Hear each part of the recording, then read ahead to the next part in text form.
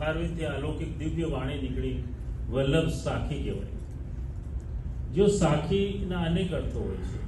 એક સખીના રૂપમાં પણ હોય કે કોઈ સખી સહચરી હોય. જો આપણે ઘણીવાર એકલા યાત્રાઓમાં ન જતા હોય, દર્શનમાં ન જતા હોય, કોઈ સખી સહચરી હોય કે કોઈ સાથી હોય તો એની સાથે આપણે મળીને જતા હોય. તો હરિરાયજી કહે છે કે આ સાખી તમને આપું છું, એ તમારી સખી બની અને ભગવાન સુધી પહોંચાડશે, વલ્લભ સુધી પહોંચાડશે. અને કહેવાય છે બે સાખી. જેમ કોઈને પગની તકલીફ હોય તો એ સાખી લઈ અને ચાલી શકતો હોય. તો કલિકાલમાં જીવની ગતિ એવી રોકાઈ ગઈ છે કે આ વલ્લભ સાખી જીવને ભગવાનની તરફ ગતિ કરાવશે, માટે પણ આને સાખી કહ્યું છે.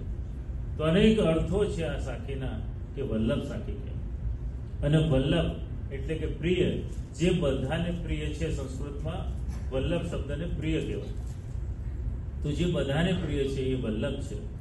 એવા શ્રી વલ્લભનું આરાધન શ્રી હરિરાયજીએ કર્યું છે. અને જીવ માત્ર ઉપર સરળતાની કૃપાનો વરસાદ વરસાવે છે.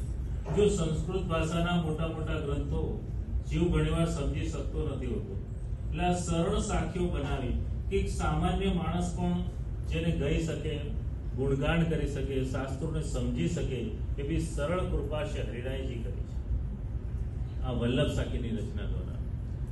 તો गिरधर के दरबार में हरिराय वकील કહેવાય છે. હરિરાયજી જાણે એક આપણા ફેવરનો વકીલ હોય ને, તો ચુકાદો આપણા ફેવરમાં આવે. જો વકીલ સારો હોય અને કોઈ કેસ ચાલતો હોય તો આખો ચુકાદો બદલાઈને આપણે તરફ આવી જાય. તો કહેવાય છે કે ભગવાનના દરબારમાં જીવ તો ઘણા દોષોથી ભરેલો છે, પણ જાણે એના ઉપર કેસ ચાલતો હોય અને હરિરાયજી તમારી વકાલત કરતા હોય તો બધા જીવ ઉપર ભગવાનની કૃપા વરસી જાય. એટલે જીવનમાં જો લૌકિક હોય કે અલૌકિક, તો અલૌકિકમાં તો હરિરાયજી છે, પણ લૌકિકમાં પણ તમારી સફળતા કોઈ તમને સારો